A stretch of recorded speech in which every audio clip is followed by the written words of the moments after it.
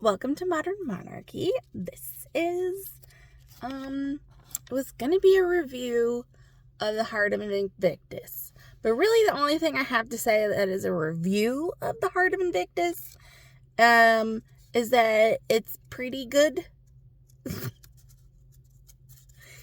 I don't agree that it would be a good 1 hour special, but they could take out 2 episodes. Maybe it's just me. I love the veterans. I love their stories. Like, I love them. And do I think that Tyra could have her own 1 to 2 hour documentary? Yes, I fucking do. But really, what I wanted to get at was Prince Harry's involvement in the Heart of Invictus. I know that, Harry and Meghan are a very divisive topic, especially when you're in the royal watching community. But there are some people who are a little more level-headed when it comes to Harry and Meghan, because, if you're on Twitter, if you're on Instagram, there are people who are just acting crazy when it comes to these two, like giving them crap for going to a concert. Calm down.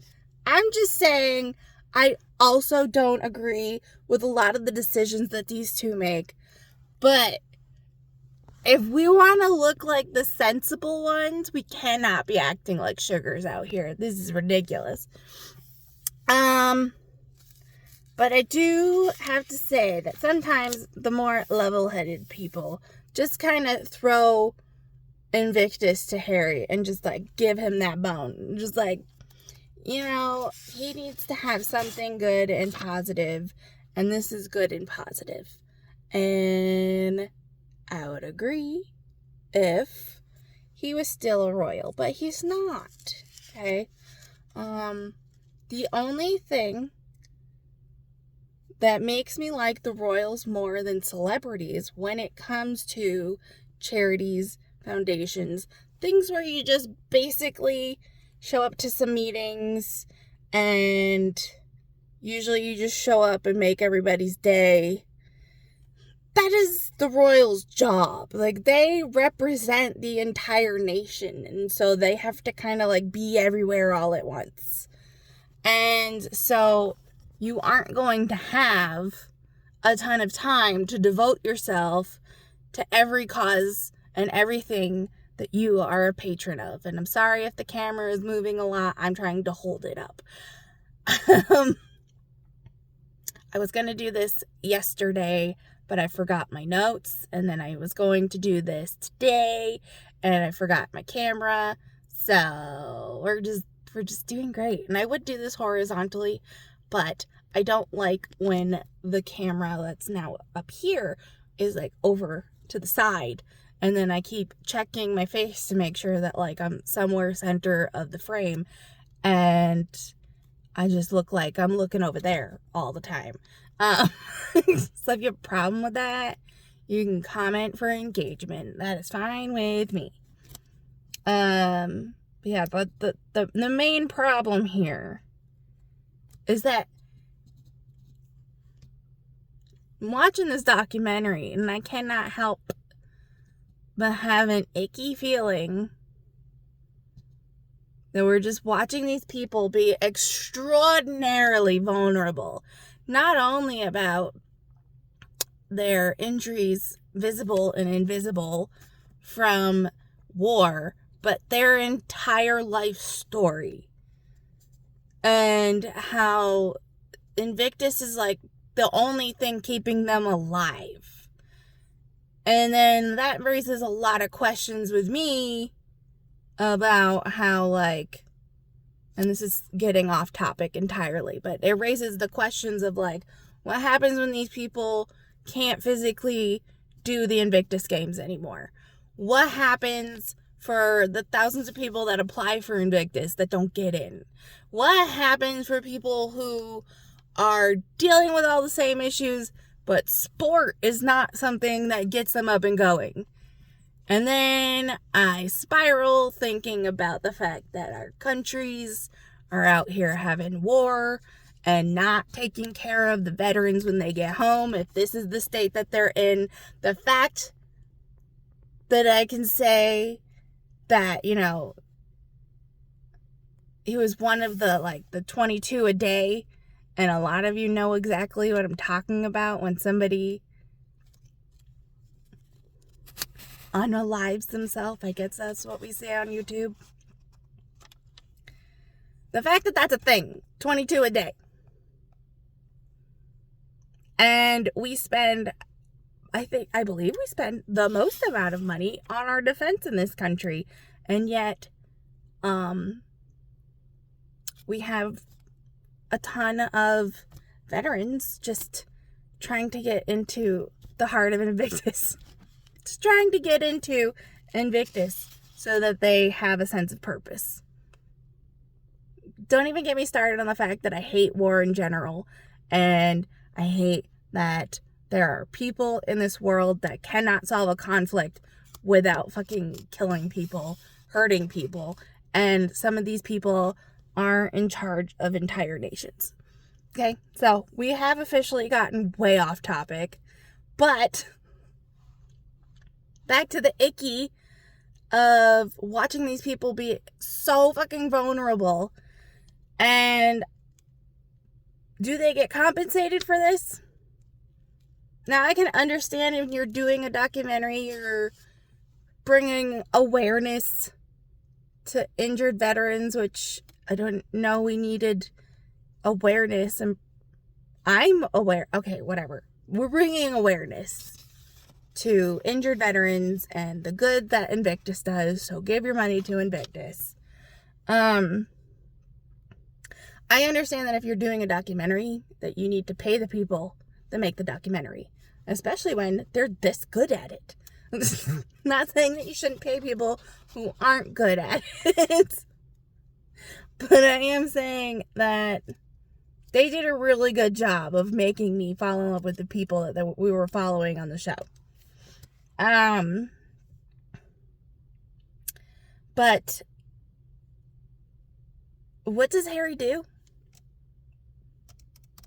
What does Harry do? Because Harry's making millions.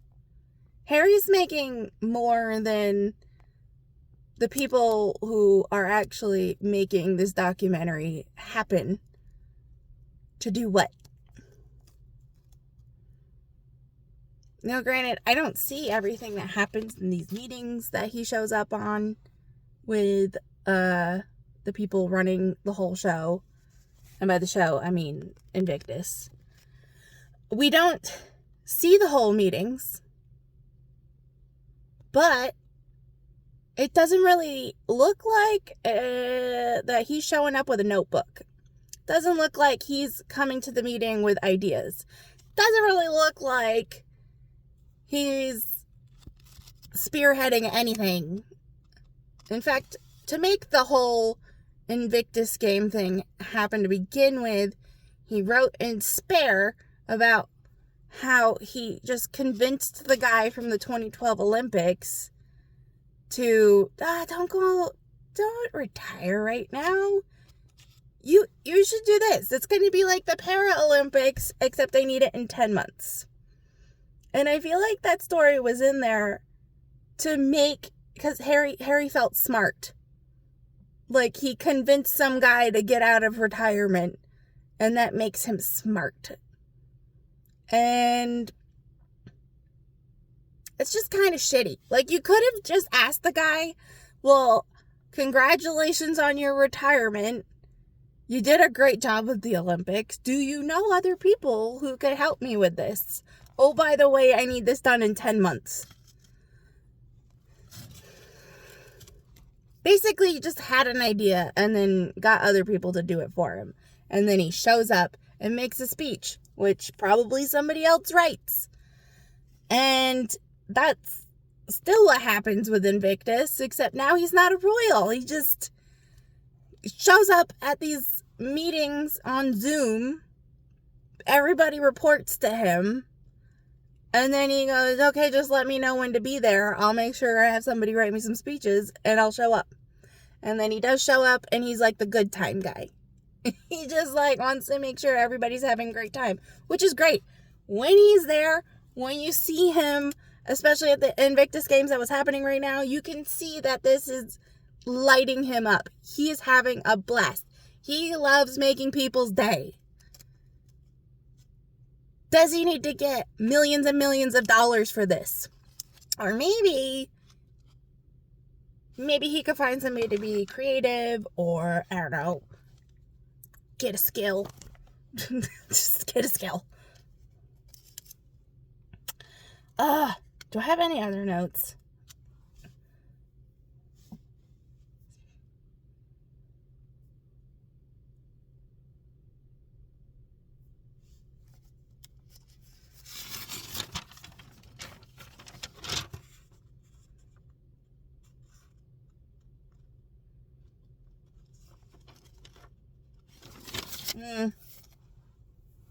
So, the rest of my notes are kind of nitpicky, and this is where my bias comes in, because I feel like if I appreciated listening to Harry more, these things wouldn't bother me as much. But he talks about mental health in a really weird way.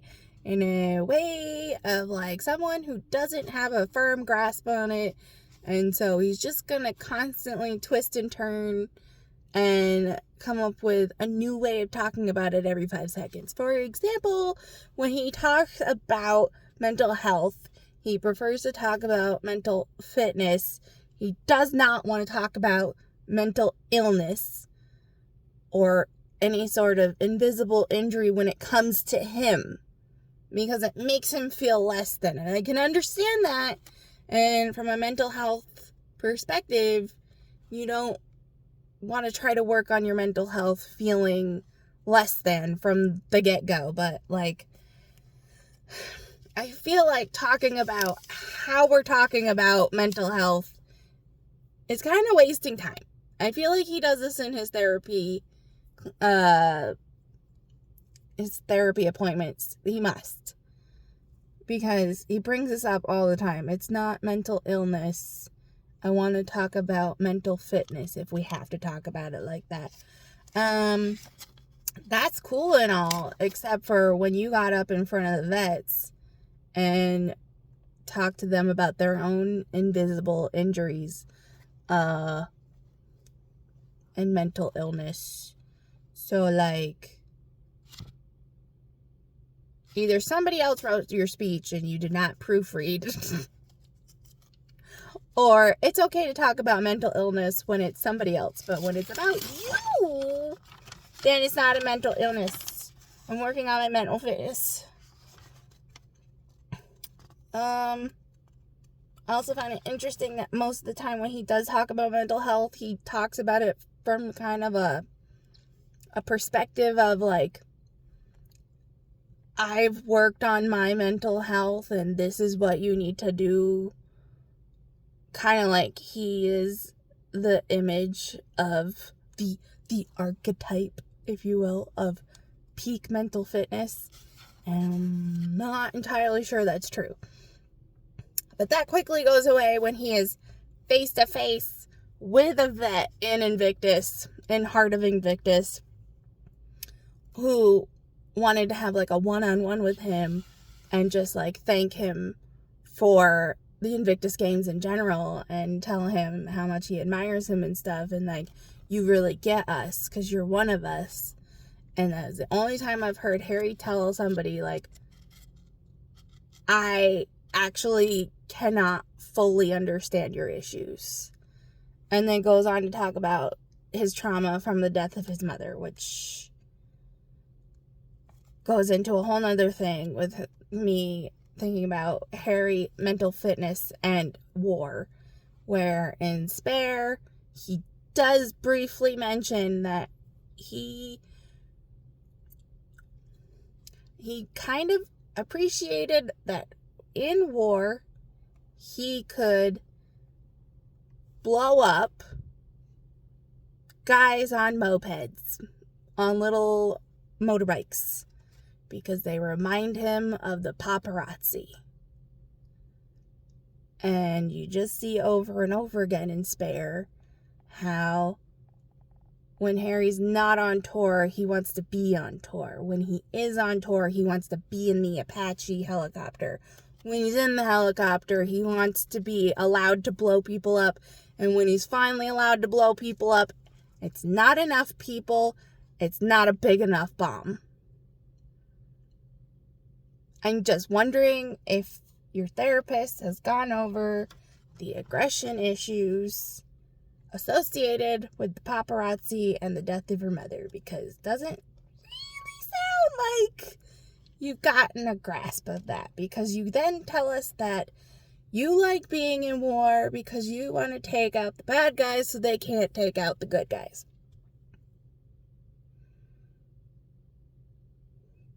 That's all I'm going to say on that.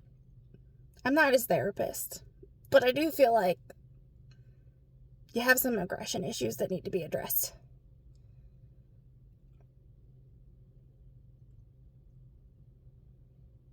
Oh, and then the last thing we're going to talk about real quick, Netflix, as soon as you're done with Heart of Invictus, at least in America, immediately recommends that you watch Suits. This is not about a money grab. This whole Heart of Invictus thing is because we care about the injured vets. It's not about money, but you should go watch this entire series that happens to have Harry's wife in it, even though it has nothing to do with what you just watched. Real strange that it was recommended next. I think that's where I'm going to leave it. Everything else is super nitpicky. Like him telling the vets that he tells his son that the most important thing you can work on is your character. And at the time he's giving the speech, Archie's like 2. Not like 2. Archie is 2. Is that a conversation you're having with 2-year-olds? I don't know. Anyways, if you're still watching this video somehow, please give it a like. Give me a subscription. Hit that subscribey button. Comment below if you think that, like, I got something wrong, even though this is all my opinion. Maybe you have a different opinion. Let me know if you really hate this vertical video. Other than that, I have to go to work now. I will see you later. Goodbye.